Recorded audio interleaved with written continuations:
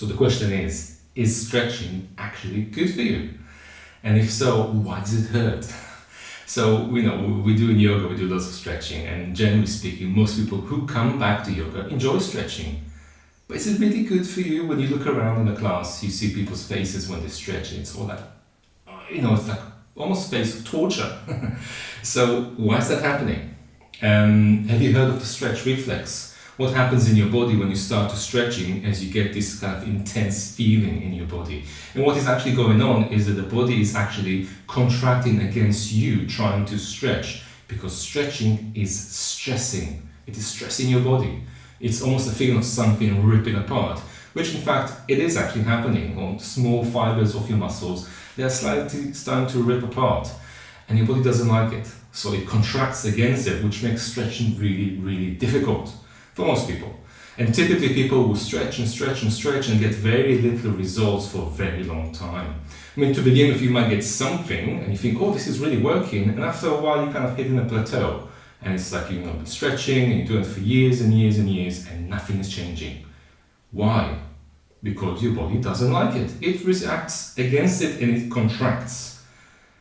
So what we can do is we can override it. We can override it. So something called reciprocal stretching is just one way. There are different ways to do it. We can use the breath, we can use reciprocal stretching, we can use PNF, and we can do various things that will kind of override what is known as the stretch reflex. The stretch reflex is your body working against you trying to stretch it.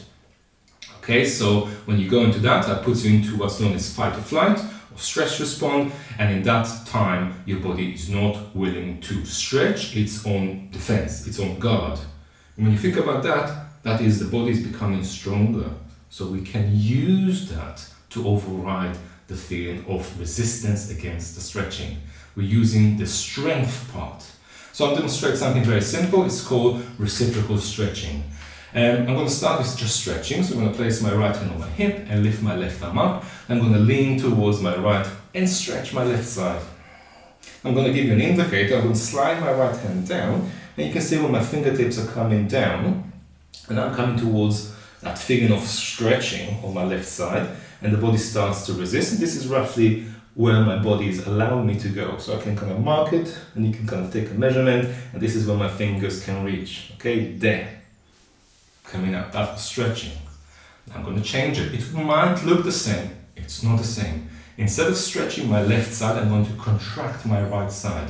I'm using that strength response to override the resistance against the stretch. So in a simple way, I'm lifting my left arm up. I'm going to start to lean towards my right. Okay, I start to feel it there now. And now I'm going to contract my right side. So again, my hand is down as a measurement. I'm going to breathe in. And using the exhalation to contract my right side. I'm not stretching my left, it's just happening. Breathing in, then I'm contracting my right side. Breathing in, and then the exhalation contracting my right side. I can keep going, breathing in, contracting my right side. My last time, breathing in. As you can see, my finger is so much lower. Before I was here, now I'm there.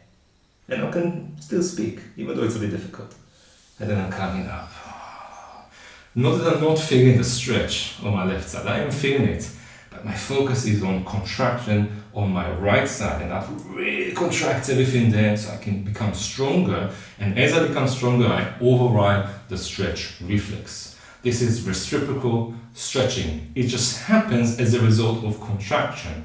I was overriding my stretch reflex, overriding my nervous system, and kind of hacking that resistance of stretching. This is just one way. There are many more ways. Okay, so stay tuned for more ways to override the stretch reflex to get more stretchy without stressing your body. Thank you very much.